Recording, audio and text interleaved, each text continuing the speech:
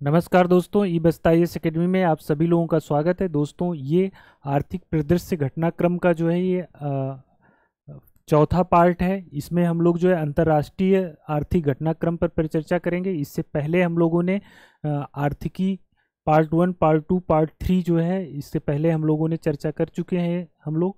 और ये उम्मीद है कि इस वाले माने चौथे पार्ट में हम लोग इसको कंप्लीट कर लेंगे। दोस्तों, आप लोगों से निवेदन है कि हमारे इस प्रयास को अधिक से अधिक लोगों तक पहुंचाएं, लाइक करें, शेयर करें और सब्सक्राइब करें। दोस्तों, हम लोग चर्चा करते हैं अंतर्राष्ट्रीय आर्थिक घटनाक्रम। तो सबसे पहले वर्ल्ड इकोनॉमिक आउटलुक जो है इसकी रिपोर्ट आई है, जो आईएमएफ जारी करती है। तो ये आपसे डायरेक्ट यही पूछ सकता है कि वर्ल्ड इकोनॉमिक आउटलुक कौन जारी करता है।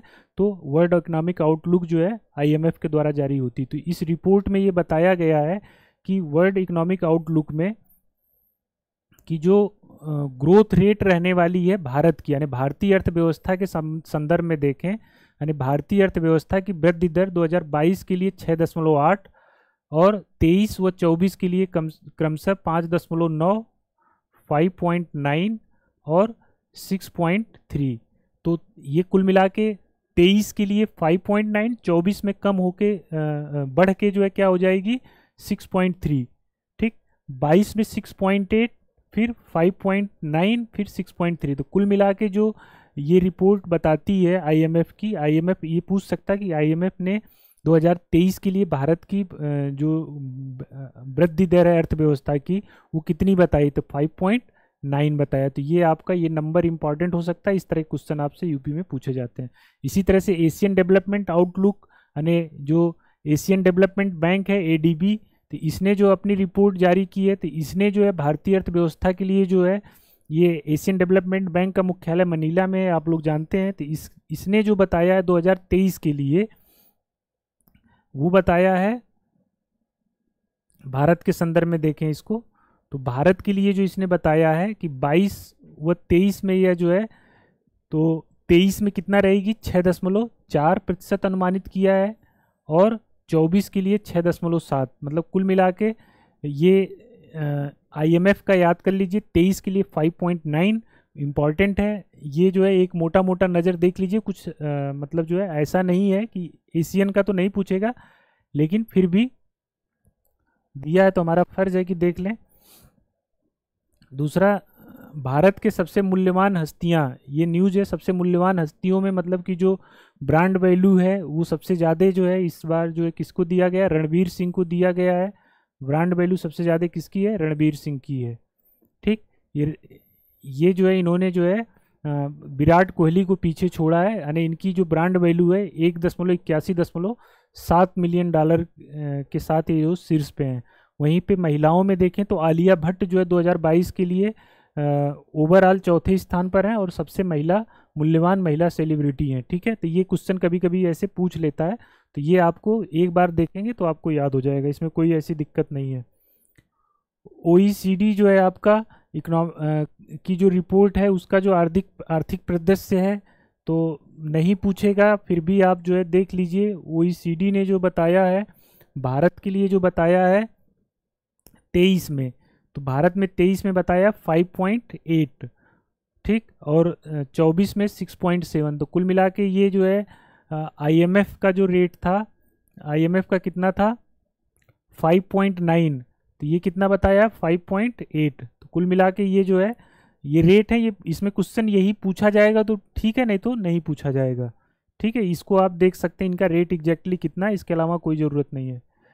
ये इंपॉर्टेंट है, वैश्विक प्रेषण पर विश्व बैंक की रिपोर्ट, आने जो आपका रिमिटेंस होता है, ठीक, जो विदेश में लोग रहते हैं और जैसे मान लीजिए सऊदी अरब में रहते हैं, अमेरिका में रहते हैं, तो वो जो अपने देश में जो पैसा भेजते हैं उससे संबंधित ये रिपोर्ट है। तो इसमें जो है सबसे ज़्यादा जो इसमें जो डेटा है वो ये है, ये देख लीजिए। दक्षिण एशिया में जो सबसे ज़्यादा ये भारत है। यहाँ पर जो जीडीपी का 2.9 या 100 बिलियन डॉलर जो है क्या हुआ है, प्रेषण से प्राप्त हुआ है। जो भारतीय विदेश में रह रहे हैं वो भारत में पैसा भेजे हैं।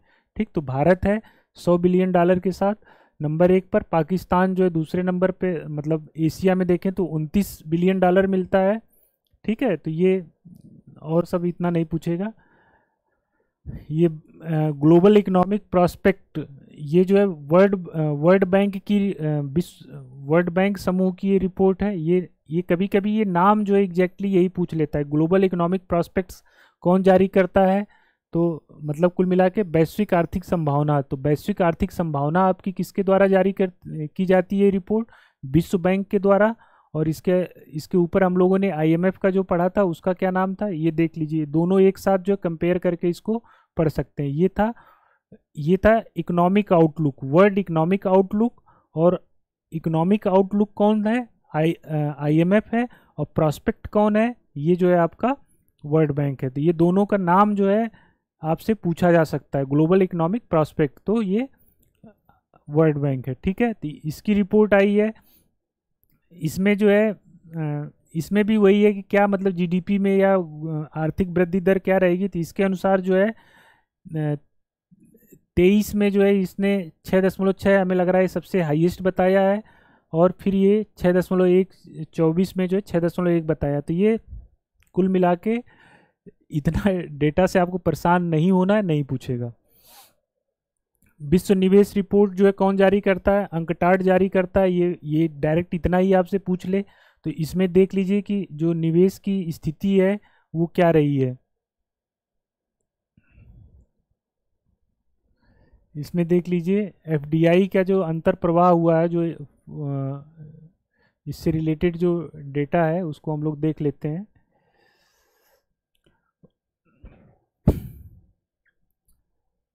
ये 23 में बहुराष्ट्रीय उद्योग माने कि मल्टीनेशनल इंटरप्राइजेज पे 15% की दर से वैश्विक न्यूनतम कारपोरेट कर आरोपित करने पर सहमत बनी है, ठीक है। तो ये वैश्विक न्यूनतम कारपोरेट टैक्स के बारे में कितना, मतलब ये कॉन्सेप्ट पे नहीं जाएगा आपसे।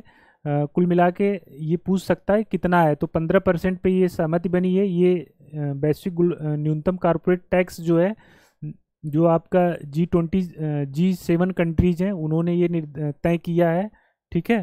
कि इस पे सहमत बनी थी, जो इसकी अभी हाल में बैठक हुई थी। तो ये अभी रिपोर्ट से इसका कोई लेना देना नहीं है। यहाँ पर देखिए जो आंकड़ा है इनफ्लो का, तो सबसे ज़्यादा एफडीआई जो आई है वो कहाँ पर आई है? यूएसए में रैंक नंबर 1 पर रहा है, फिर चीन रहा है। भारत के संदर्भ में देखें तो जो एफडीआई मतलब जो आउटफ्लो हुआ है, मतलब उस देश से दूसरे देश में गई, तो उसमें भी यूएसए नंबर 1 पर रहा है। तो इनफ्लो आउटफ्लो दोनों में यूएसए नंबर 1 पर रहा है। और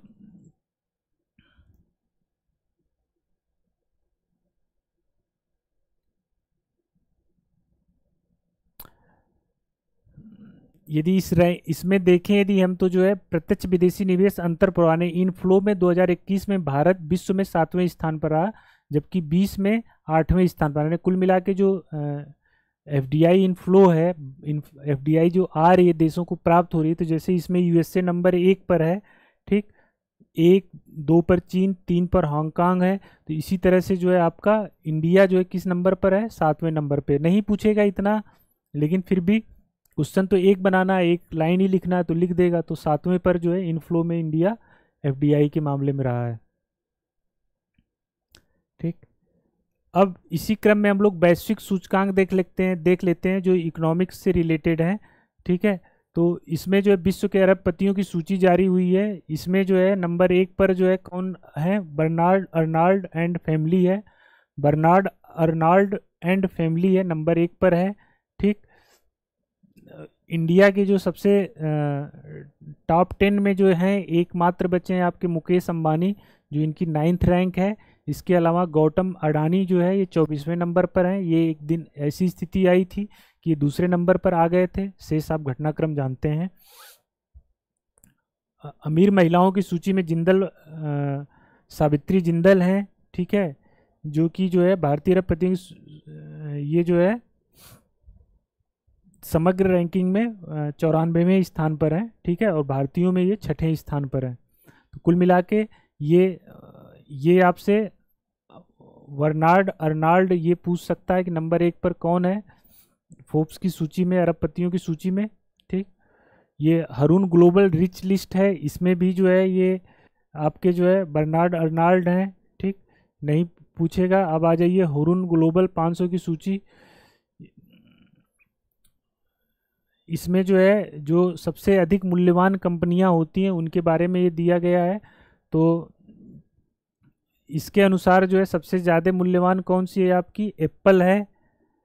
एप्पल सबसे मूल्यवान है।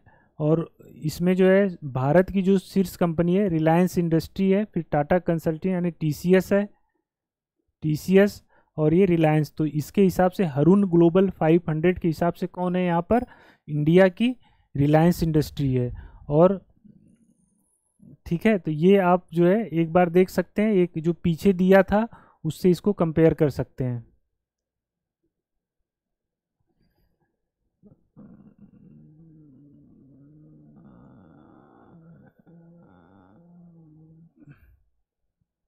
ये हीरोज ऑफ द फिलेंथ्रॉफी एशिया 2022, ये पत्रिका फोर्ब्स द्वारा एशिया के हीरो ऑफ फिलेंथ्रॉफी यानी जो दान देते हैं पैसा, उसके संदर्भ में इस सूची में प्रथम स्थान पर शिव नाडर, ठीक, शिव नाडर आ गए हैं। और दूसरे पर प्रेम जी, अजीम प्रेम जी हैं। तो सबसे बड़ा दानी कौन है यहाँ इस समय इंडिया में, शिव नाडार एंड परिवार है, जबकि प्रेम जी अजीम दूसरे नंबर पे आ गए हैं। वैश्विक बहुआयामी गरीबी सूचकांक ने मल्टी डायमेंशनल पॉवर्टी इंडेक्स 2022 जो है, इसमें देख लेते हैं क्या है। इस सूचकांक के अनुसार जो है ओवरऑल विश्व में जो है कि विकासशील क्षेत्रों में रहने वाले 106 मिलियन लोग जो है किससे हैं,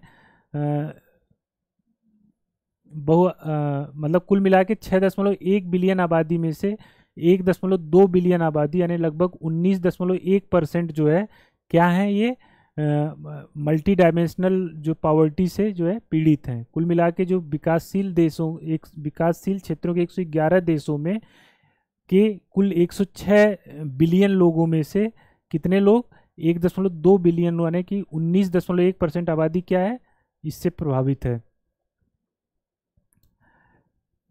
अब देखिए,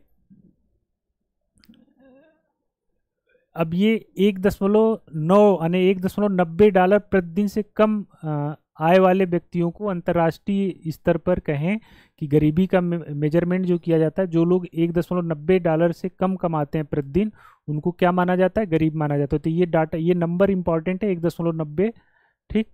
इसको जो है एग्जाम में आपको दिखाई दे सकता है ये नंबर।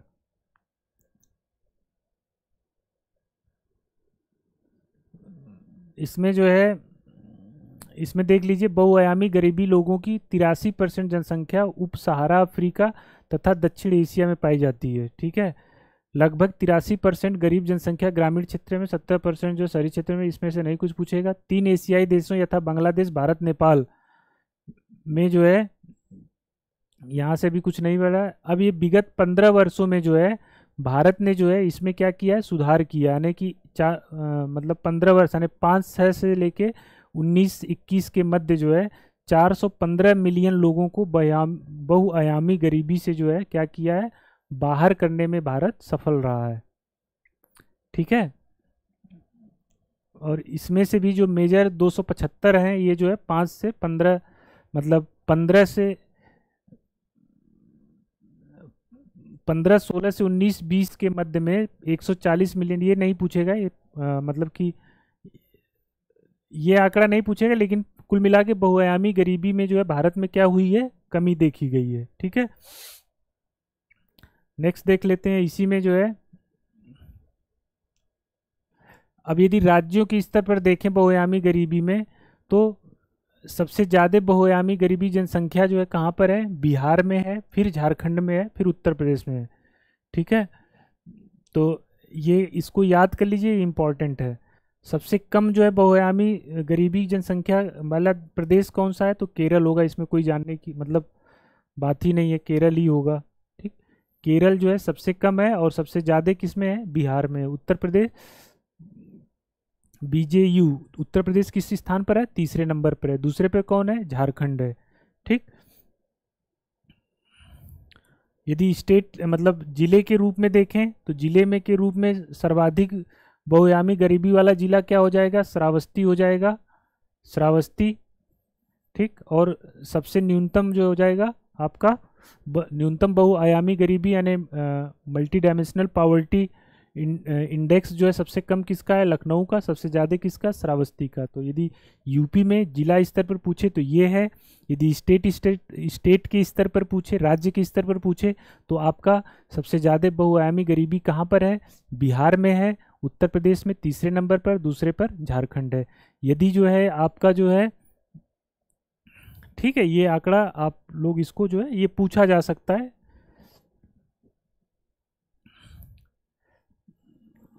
ये इसमें देख लीजिए जो मल्टी डायमेंशनल पॉवर्टी है, बहुआयामी गरीबी सूचकांक, तो इसमें जो शामिल है, जो इसके जो है 10 संकेतक शामिल हैं। इन 10 संकेतकों को 3 भागों में बांटा गया है, आपका जीवन स्तर, शिक्षा और स्वास्थ्य। तो स्वास्थ्य में जो है पोषण, बाल मृत्यु दर ये है। शिक्षा में 2 घटक हैं, स्कूल शिक्षा के वर्ष और जो है स्कूल में उपस्थिति, यानी शिक्षा के वर्ष और स्कूल में उपस्थिति कैसे रहती है। और इसके अलावा जीवन स्तर में जो है आपके, ये जो है आपके 6 कंपोनेंट हैं, ईंधन, स्वच्छता, शुद्ध पेयजल, विद्युत, घर और संपत्ति। ये ध्यान रखिएगा। जीवन स्तर में जो है, लिविंग स्टैंडर्ड में जो है आपका जो है आय के बारे में, जो इनकम है उसके बारे में परिचर्चा नहीं की गई है। तो ये गरीबी जो ये इम्पॉर्टेंट है, इसको ये यहाँ से कॉन्सेप्चुअल क्वेश्चन आपसे पूछा जा सकता है। बेसिक पेंशन सूचकांक ये नहीं पूछेगा, बस ये समझ लीजिए कि बेसिक पेंशन सूचकांक है जो भी है, तो उसमें आइसलैंड जो है आपका नंबर 1 पर है।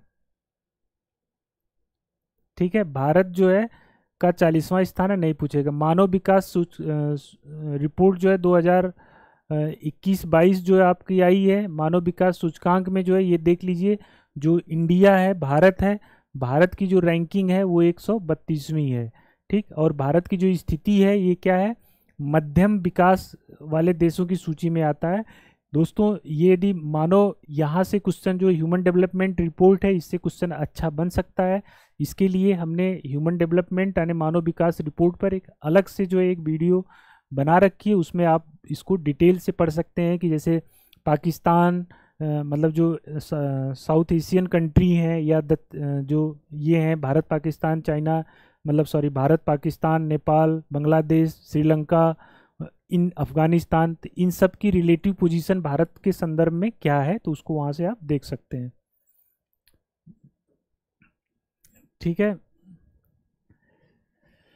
मानव विकास सूचकांक में नंबर 1 पर कौन है आपका, स्विट्जरलैंड है। ये आप मतलब रैंकिंग जो है ये देख लीजिए, नंबर 1 पर कौन है, स्विट्जरलैंड है। ठीक है, फॉर्चून ग्लोबल 500 में जो है, फॉर्चून ग्लोबल 500 में जो है ये वॉलमार्ट जो है शीर्ष पर है, कंपनी जो है। ठीक, 500 की सूची में रिटेल वॉलमार्ट जो कंपनी है अमेरिका की, वो नंबर 1 पर है। और भारत की यदि देखें तो भारतीय जीवन बीमा निगम इसमें जो है मतलब प्रथम स्थान पर आ जाएगी भारतीय कंपनियों की दृष्टि से, वैसे 98 पर है। नेक्स्ट देख लेते हैं दोस्तों, कोटक निजी बैंकिंग हुरून अग्रणी धनी महिलाएं 2021। तो कुल मिला के ये जो है जो सबसे धनी महिलाएं हैं उसमें जो है एचसीएल टेक्नोलॉजी की रोशनी नडार मल्होत्रा इस सूची में सबसे अमीर महिला के रूप में जो है कुल मिला के हैं इन शॉर्ट में। कोटक प्राइवेट बैंकिंग तथा हुरून द्वारा कोटक निजी बैंकिंग हुरून अग्रणी धनी महिलाएं नामक सूची का तीसरा संस्करण है।